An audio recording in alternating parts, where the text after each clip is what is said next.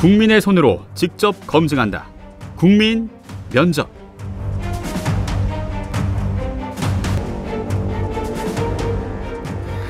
뉴스공감에서 야심차게 진행하고 있는 국민면접 프로젝트. 총선을 앞두고 출마자들을 미리 만나보며 그들의 이력을 검증해보고 있습니다.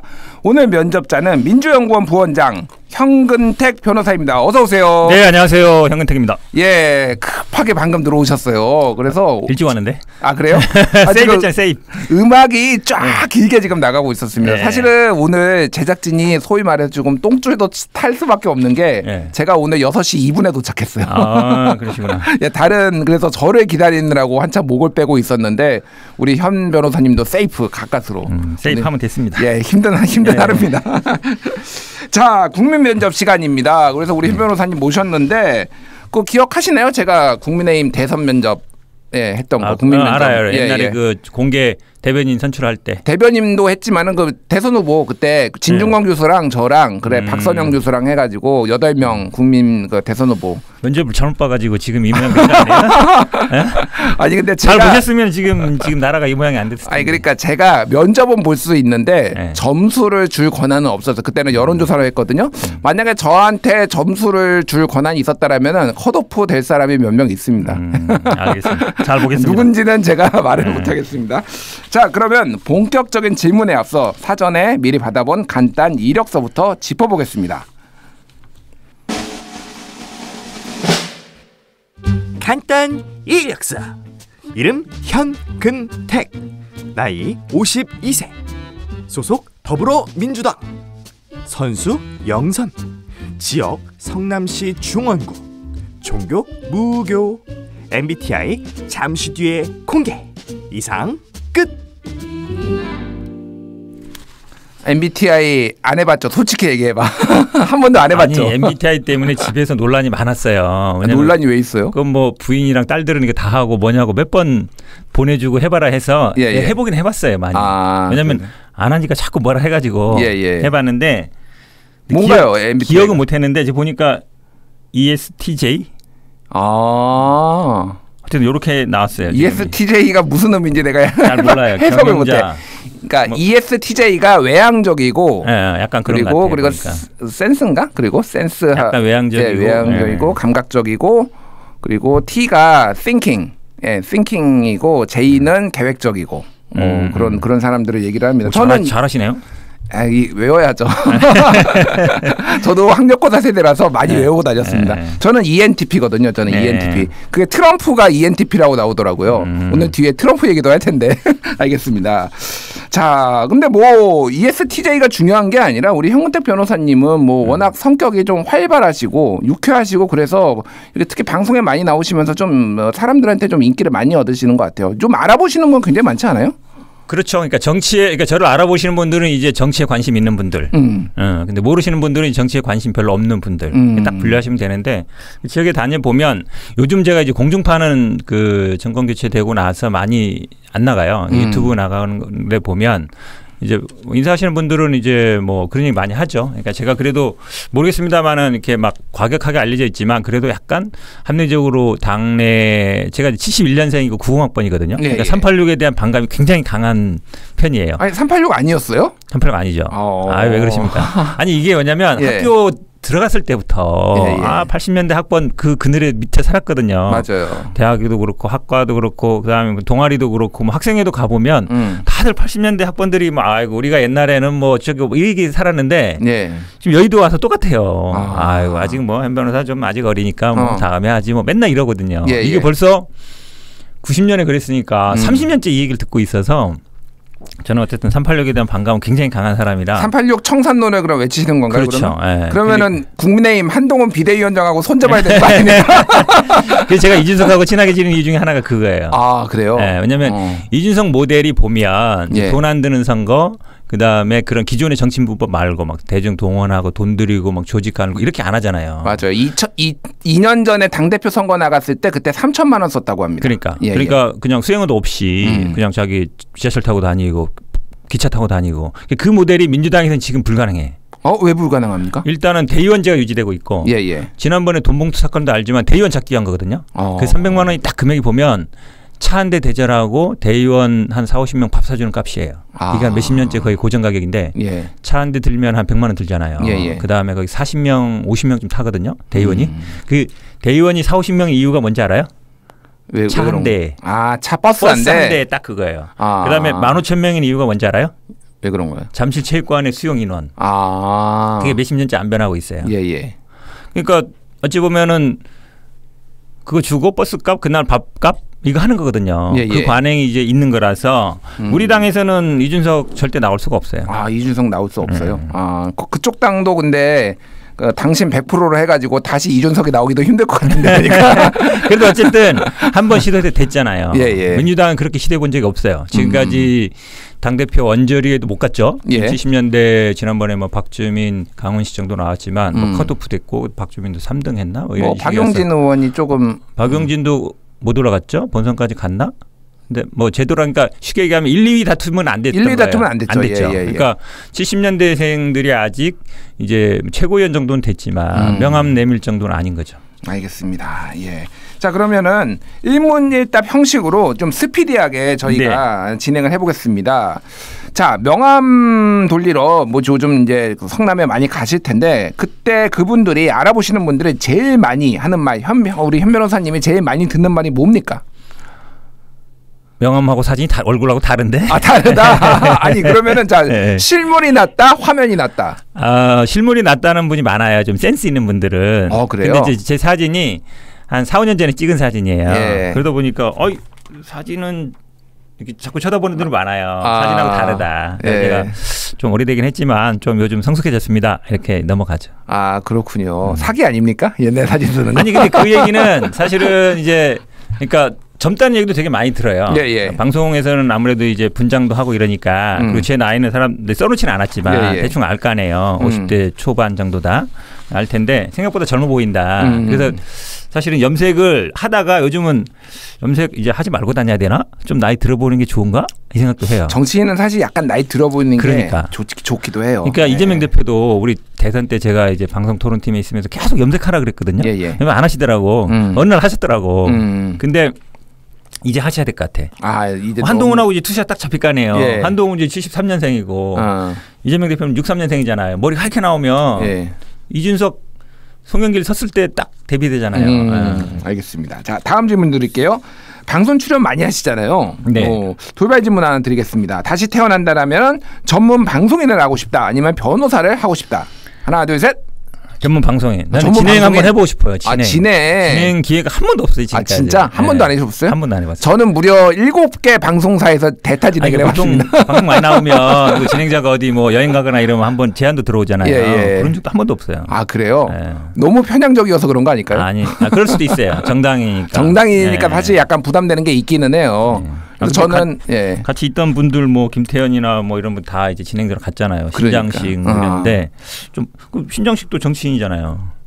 그렇긴 하죠. 탈당은 했겠지만 나중에 탈당을 했죠. 그거는 큰 이슈는 아니에요. 뭐 출마하신다는 소문도 들리고 그러던데 그분. 그러겠죠. 알겠습니다. 자, 다음 거 물어볼게요. 자, 이력을 보니까 17년차 변호사인데 대학교랑 대학원까지 졸업하고 사법시험을 보셨어요. 대학은 농업교육과, 그리고 대학원은 건축공학을 전공했는데 어떻게 하다가 사법시험을 준비하셨나요? 제가 90학번이고 군대를 94년에 갔어요. 공군 장교로 갔는데 97년 제대했거든요. 97년 6월에 제대했는데 그래서 그해 가을에 취직을 했어요, 대기업에. 근데 발령이 안 나. 97년이라서 외환위기라서 90, 91 학번들이 다 그런 시대예요. 맞아요. 대기업에 갔는데 여자 93, 남자 뭐 90, 91죠. 발령이 안 나는 거예요. 계속 몇 개월 동안. 근데 전화해 보면 좀 기다리라 그러고.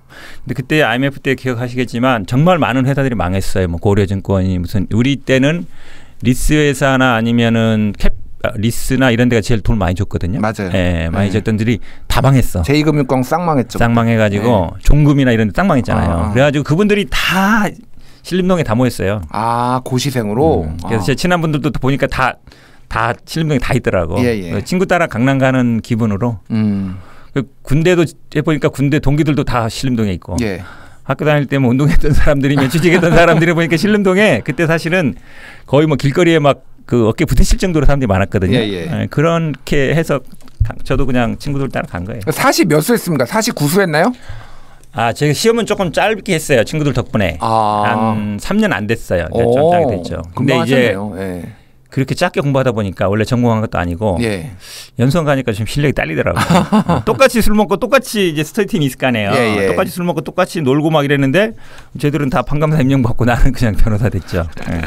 그러지만은 현근택이 더 잘 풀릴 거다 이런 말씀 드리겠습니다. 자, 궁금한 게 이게 조금 옛날에 화제가 되기도 했는데 원희룡 장관하고 옛날에 MBC 라디오에서 서로 그렇죠. 삿대질하며 싸웠던 굉장히 유명한 장면이 있는데 알고 보니까 원희룡 장관 고등학교 대학교 동문입니다.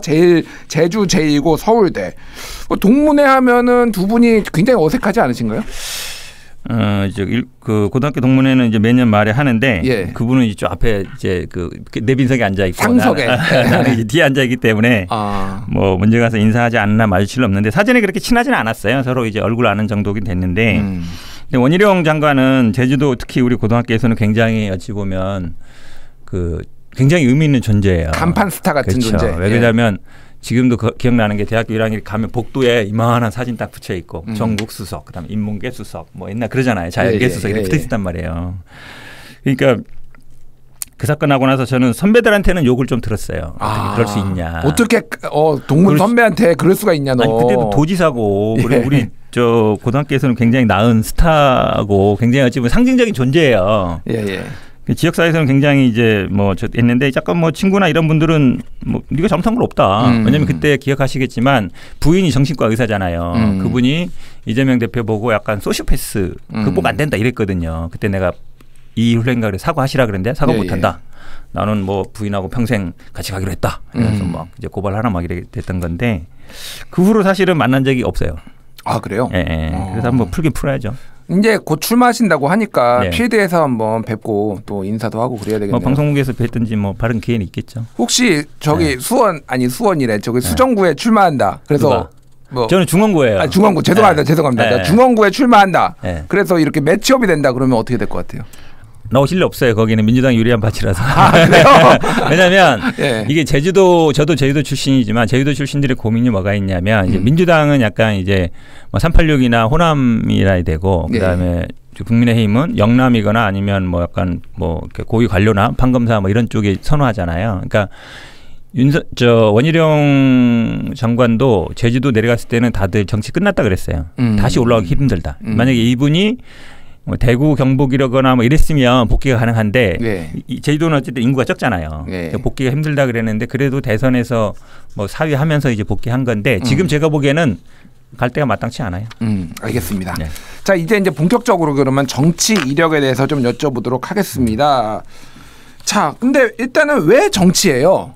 이거 변호사도 조금 잘하고 있고. 뭐 변호사로 이렇게 입에 풀칠하기 힘드신가요 혹시? 이게 그래서 정치하시는 건가요? 아니 정치를 하면 오히려 변호사 입에 풀칠하기 힘들죠. 아 그래요? 네, 왜냐면 한쪽 진영으로 갈리기 때문에 상대방 진영에선 잘 안 오게 되잖아요. 아니 민주당 쪽에서 다 이렇게 짊어지고 다 오는 거 아닙니까? 특히 텔레비전에 많이 나오니까. 뭐 이렇게 기업하거나 이런 분들은 민주당 쪽 아닌 분들이 훨씬 많아요. 그리고 대부분 약간 어렵거나 이런 분들이 민주당 쪽에 많아서 꼭 그 나뉘는 건 아니지만 그러니까 기업이나 뭐 이런 분들은 오히려 더 하기 어려운데 정치한 계기는 되게 우연히 이에요. 그러니까 추미애 당대표 선거 나왔을 때 좀 도와줬는데 주 대표님이 한번 상금 부대변을 제안을 했고 제가 기본적으로 우리 뭐 할아버지, 외할머니, 우리 할머니, 아버지 다 4.3 때 돌아가셨어요. 그러니까 4.3에 대한 굉장히 어찌 보면 트라우마가 있는데 그러니까 우리 아버지도 그러니까 초등학교밖에 못 나왔고 우리 어머니도 학교 진철 못 갔어요. 다 그때 희생된 바로 그러니까 우리 어머니, 아버지가 한 10살 때 정도에 다 부모님들이 희생됐으니까 학교 자체를 못 가잖아요. 그러면 이제 4.3에 대한 그 추미애 대표에 대한 고마움이 있어요. 그 수영 명부를 찾아가지고 그걸로 해서 결국은 나중에 특별법도 만들어졌잖아요. 추미애 대표가 제주 명예도민 1호예요. 그만큼 제주도에는 어느 정도 이제 인정을 받고 저도 그거 항상 고마움이 있어서 그런 분이 제안해 주니까 되게 고마웠죠. 그래서 정치에 입문하시게 된 거구나. 아 그렇군요. 자, 그런데 제주도에 한번 지난번에 출마를 하려고 네. 했었어요. 네. 그런데 지금 이제 김한규 의원한테 이제 밀렸습니다. 그래서 그동안 그렇게 뭐 김한규 의원도 훌륭하신 분이고 그렇긴 하지만은 당에 굉장한 충성심을 보였던 현근택을 이렇게 가차없이 내친 당의 원한 이런 거 없었습니까? 그런 건 없고요. 예. 그러니까 김한규 의원도 지난번에 사실은 부천 쪽에 도전하려고 그랬어요. 근데 원래는 강남 병에 갔다가 아니 부천에 도전하려고 했다가 예. 이제 부천에서 밀려서 이제 강남으로 간 거예요. 예. 한번 아픔이 있죠. 예. 그다음에 이제 보궐 그 당시는 알겠지만 뭐 오영훈 의원이 도지사 나가면서 비었고 오영훈 지금 현 지사죠. 그분이나 아니면 뭐 당시 분위기가 약간 그쪽이 약간 유리한 국면이어서 뭐 여론조사에서는 제가 좀 아마 앞섰던 것 같은데 뭐 여론조사로 하는 건 아니니까 예. 여론조사 아마 보통 6명 중에 3명 자르고 그다음에 두 번째 3명 갖고 여론조사 하는데 보통 이틀 하거든요. 예. 근데 둘째 날 그냥 발표해버렸어요. 어. 저는 약간 강성, 약간 과격함. 근데 상대방은 약간 온건파, 청년 뭐 이래가지고 그랬는데 아무튼 그건 뭐 어쩔 수 없죠. 뭐. 나이 차이도 별로 안 나는 거 알고 있는데 별로 안 나요. 2살 차인가 그럴 거예요. 김한규가 73인가 74인가 그래요. 74로 제가 알고 있어요. 93명 학번인가 그럴 거예요. 93학번. 예. 제가 그날 동갑이라서 저랑. 그 잘 알겠네요. 아니 뭐 개인적으로 모르고요. 그냥 나이가 저랑 같더라. 이런 건 알고 있습니다. 알겠습니다. 그래서 제주도에서 한번 고배를 마시고 뭐 출마를 하진 않았지만은 고배를 마시고 지금 간 데가 성남중원구. 야, 여기는 왜 가신 거예요? 여기가 연고가 있는 건가요? 아니면 이재명 대표가 성남시장을 했기 때문에 여기로 가신 건가요? 뭐 둘 다예요. 제가 사실은 우리 애들은 다 이제 분당 쪽에 제가 한 15년 10년 살았어요. 애들 학교 쪽에서 거기서 애들 학교 다녔고 이랬고 우리 집사람도 처음에 와이프라 그럴게요. 처음에 이쪽 중원구 쪽에서 한의원을 한번 개업했었어요. 오래 가진 못했고 지금은 나중에 이제 분당으로 갔고 그래서 뭐 그 정도까지 큰 인연은 아닌데 일단은 제가 그 대선을 거치면서 뭐 대변인도 하고 그다음에 토론팀에도 있었고 현안 대응 TF도 있었는데 제일 힘들었던 게 그런 거죠. 대선 때 우리 대장동, 법인카드, 뭐 FC 문제 다 이제 성남에서 나온 얘기잖아요. 근데 그거를 그 성남 지역에서 누군가 이렇게 대변하거나 그거를 얘기하는 사람이 아무도 없더라고. 근데 되게 그 성남 중원구가 원래 이재명 대표가 오래 있던 데니까 지지자들은 되게 많아요. 근데 그런 사람들을 대변하는 사람은 없어요. 그래서 제가 대선 때도 몇 번 기획했었는데 그 이재명 대표하고 인연 있는 사람들을 제가 방송은 아니지만 유튜브 같은 데 몇 번 출연시킨 적이 있거든요. 예전에 예를 들어서 뭐 선거 출마를 권했던 분이나 같이 활동했던 분들이나 근데 목소리가 너무 작아요. 이재명 대표는 뭐 쌍용 무슨 대장동 이런 거밖에 없잖아요. 그래서 이분들의 목소리를 좀 대변해 주고 싶다. 그런 게 가장 컸어요. 그래서 지금 제가 현근택 TV 만들어서도 그런 거 하고 있어요. 예전에 같이 운동했던 사람, 예전에 뭐 변호해줬던 사람 이런 사람들 목소리를 좀 알리고 싶다. 이런 취지가 있어요. 이 얘기인즉슨 지금 성남 쪽에 계신 현역 의원들을 모조리 디스한 거죠 지금. 그건 아니고 제대로 역할을 못했다. 이 사람들 다 이번에 공천 컷오프하고 잘라버리고 내가 가야 된다. 이런 걸로 저는 느끼는데. 그렇게까지 말씀하지 마시고요. 그러니까 예를 들어서 이런 거 있어요. 지난번 보통 이제 대선 나오시는 분들이 보면 자기 지역구에서는 압도적인 아니지만 그래도 좀 그 사람을 호응하는 사람들이 정치를 하고 또 지지율도 좀 많이 나오는 편이에요. 근데 성남 정치 지형은 물론 지난번에 중원구에서 보니까 이재명 대표가 한 57% 정도 나왔던데 많은 건 아니거든요. 예전에 YS나 뭐 DJ나 문재인 대통령이 거기가 조금 민주당 쪽에 조금 더 잘 나오는 데잖아요. 근데 이제 그러면 우리 대선 후보나 이런 분들이 보면 예전에 거기서 뭐 시장 하시는 분, 도의원, 시의원 한 분들 쭉 있잖아요. 근데 지금 성남에는 그런 분이 없어요. 시장도 저쪽이고 국회의원도 그렇고 시도의원들도 다 보면은 아니에요. 그런데 또 거기서 이제 계신 분들이나 아니면 오랫동안 같이 했던 분들은 또 아니에요. 그런데 약간 미스매치가 있어서 제가 좀 이제 역할을 하고 싶다 이런 생각이 있죠. 어쨌든 성남 지역에 뭐 분당도 그렇고 중원구도 그렇고 연고가 어느 정도 있으시고 또 하나는 이재명 대표를 위해서 조금 목소리를 잘 이쪽 지역민의 목소리도 잘 대변할 수 있는 그런 게 내가 좀 적임자다 이렇게 말씀하신 것 같은데 문제는 여기가 지금 현역 의원이 있는 곳입니다. 그 이름도 유명한 원칙과 상식 윤영찬. 지금 저도 이제 뭐 정치 고관여층이니까 많이 네. 알잖아요. 네. 민주당 보면은 소위 말해서 비명이라고 한때 수박이라고 했던 데에 평균 경쟁률이 한 10대 정도 되는 것 같아요. 다 달려들어 있습니다. 그렇죠. 저기는 분명히 컷오프 낼 거야. 친명들이 다 쳐낼 거야라고 해가지고 애나 모나 다 달려들었다라는 얘기가 있을 정도로 우리 현근택 변호사님도 지금 윤영찬 의원 여기 컷오프 되거나 뭐 이제 수박으로 찍혀서 나가 떨어질 거니까 여기로 내가 해야 되겠다 이렇게 마음 먹으신 거 아니에요? 제가 사실은 중원구에 처음 그 플랜카드 건 게 한 1년 가까이 됐어요. 아, 그때는 그래요? 이 정도 분위기는 아니었어요. 제가 어찌 보면 약간 퍼스트 펭귄 역할을 했다고 보는데 예. 그 욕도 많이 먹었어 사실은 당내에서는. 뭐 약간 싸가지 없다. 예. 아니면 뭐 경우가 없다. 현역 다선 의원도 아니고 왜 그런데 하냐.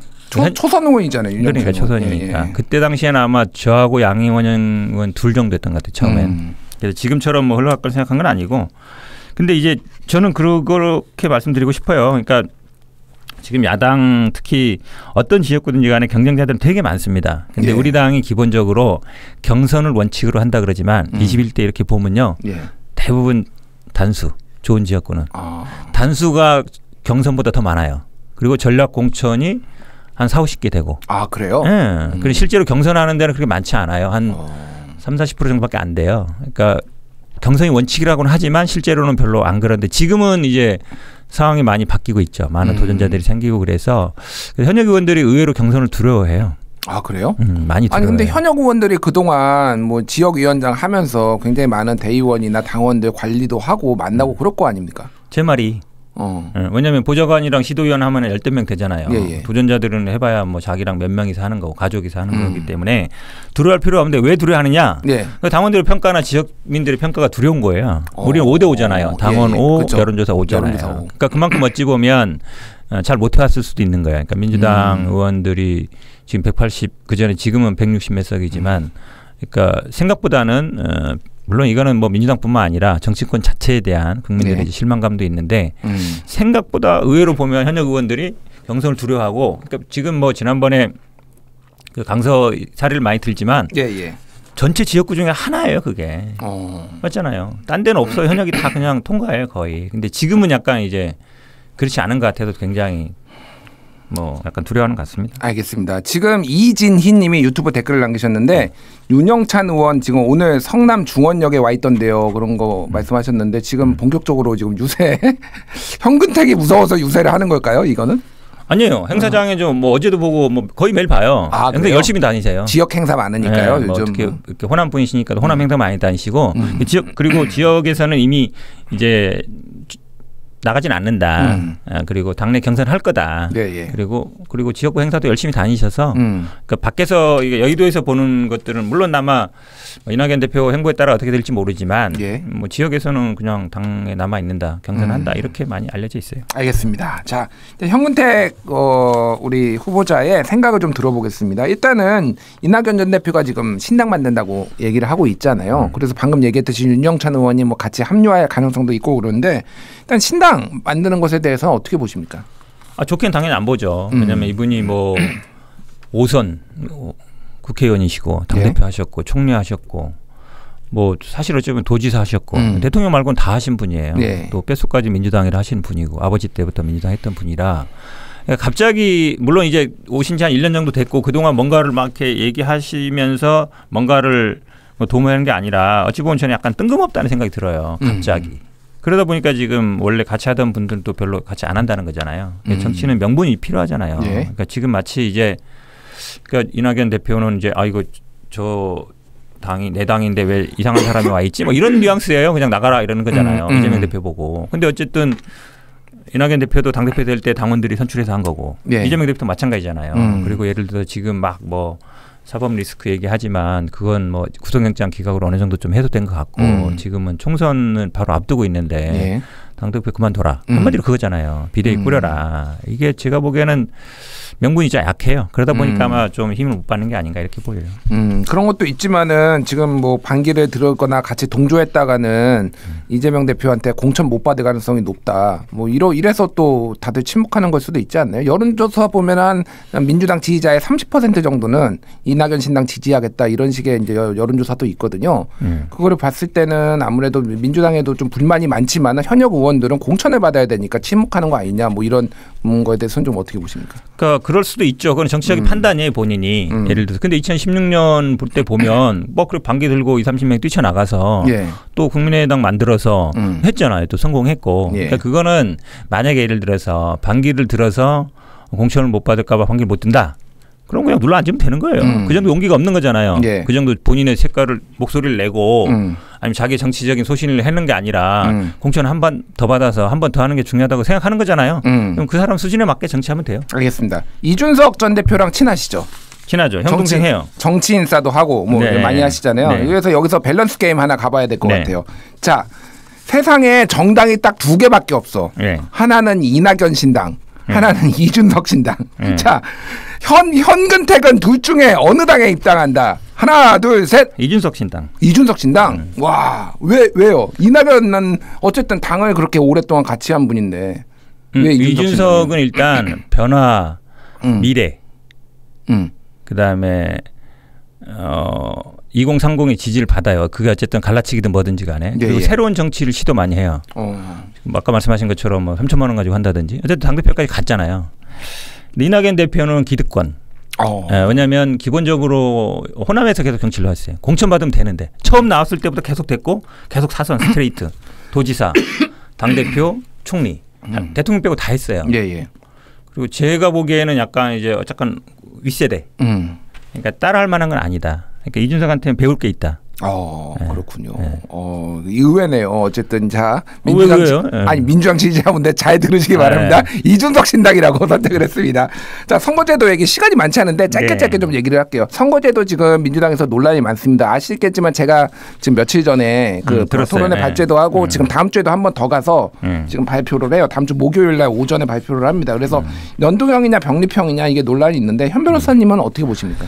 저도 이게 답은 잘 모르겠어요. 그러니까 사실은 뭐 둘 다 이제 문제점은 다 알겠고, 그러니까 지금 뭐 권역별 비례 방식도 있고, 권역별도 물론 거기 연동형이냐 병립형에 나뉘겠지만, 근데 저는 어느 정도 좀 타협이 필요하다고 봐요. 이게 사실은 민주당 딜레마 다 아시잖아요. 연동형으로 갔는데 위성정당을 상대방 만들었는데 안 만들면 의석은 뺏기는 관계고, 그 다음에 만약에 연립정당을 만든다 그러면 그거를 어떻게 통일할 수 있느냐, 각자 막 가버리니까 그 문제가 있는 거고.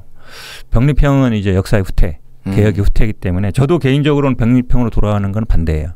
왜 그러냐면 이게 결국은 민주당이 항상 승리 모델은 시민사회라든지 아니면 이런 개혁 세력들과 같이 갔을 때 승리했어요. 근데 민주당이 어느 순간 그런 사람들과 관계가 조금 멀어졌어요. 제가 보기엔 21대가 그런 것 같은데 20대까지만 해도 시민사회 사람들 많이 봤고 노동계라든지 아니면 노동민단체라든지 이런 사람들하고 연대하면서 갔거든요. 근데 그 연대 틀이 조금 약해졌는데 이걸 만약에 병립형으로 돌아가면 더 약해져요. 그럼 민주당의 기반이 약해지는 거예요. 왜냐하면 민주당 지지자들은 당원이 아닌 사람도 되게 많아요. 그리고 뭐 진보적이거나 아니면 학교 다닐 때 약간 우리 나이 때는 그렇잖아요. 91년이라는 아픔이 있고 막 이러면서 대부분 당원은 아니지만 지지하는 사람들이 꽤 있단 말이에요. 그분들이 똑같이 저한테 얘기하는 게 그거예요. 후퇴하면 하지 마라. 같이 가야 된다. 그러면 어떻게 할 거냐 문제인데 저는 사실은 이게 합의가 안 되면 지금 제도로 갈 수밖에 없잖아요. 현 제도로 갈 수밖에 없는데 만약에 그렇게 되면 민주당 입장에서도 현실적으로는 그러면 만약에 위성정당 안 만들 수 있나? 이런 생각도 좀 들어요. 위성정당.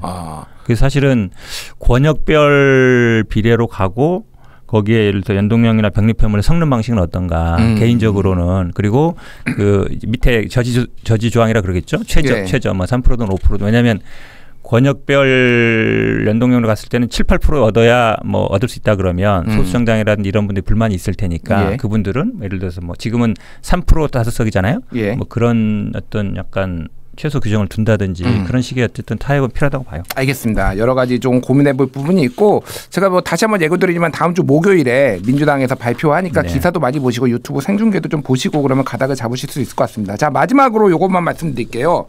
공통 질문이에요. 모든 예. 분들한테. 자, 내가 국회에 입성하게 된다면 이것만은 꼭 지키겠다라는 공약 어떤 것이 있습니까? 저는 정치 복원시키고 싶어요. 정치를 네. 복원시키고 싶다. 그리고 그러니까 국민의힘이든 여당하고의 관계를 만들고 싶어요. 의식적으로라도. 왜냐하면 이 정치 복원이 안 되는 데는 사람과의 관계도 저는 있다고 보거든요. 예. 물론 당연히 검찰 개혁이라든지 언론 개혁도 해야 되죠. 근데 이제 그렇게 하려고 해도 인간관계가 필요해요. 그러니까 아마 22대에 가면 저는 뭐 국민의힘이나 지금 여당에서도 검찰 개혁, 뭐 수사권 문제는 분명히 이제 제기할 거라고 보고 있어서 그런 부분들에 좀 정치 복원에 기여하고 싶다. 근데 생각해요. 당에서는 수박도 못 참는데 국힘하고 손잡는다고 그러면 엄청나게 비난을 잡는 받거든요. 건 아니지만 예, 예. 그러니까 결국은 이제 공통점을 찾아가면 돼요. 공통점. 그러니까 검찰 개혁 부분이 지금 민주당이 어찌 보면 계속 문재인 정부 5년 내내 했지만 지금은 뭐 검찰 수사 더 많이 하잖아요. 예, 예. 어찌 보면 역설이죠. 그 결과로 또 검찰 출신 대통령의 검찰 출신 비대위원장까지 나왔는데 이거를 어떤 식으로든지 간에 좀 이제 정리할 필요가 있다. 그게는 제가 보기에는 뭐 여야의 문제는 아니라고 봐요. 예, 저도 정치가 복원되기를 간절히 희망하고요. 윤영찬 의원이 계셔서 제가 꼭 당선되라고 말하기는 조금 부담됩니다. 그래서 그냥 선전하시라 이렇게 말씀드리겠습니다. 네. 제 점수는 90점 드리겠습니다. 아이고 감사합니다. 예, 왜냐하면은 90학번이잖아. 90점 드리겠습니다. 자, 오늘 인터뷰 현근택 변호사와 했습니다. 오늘 나와주셔서 감사합니다. 네, 고맙습니다.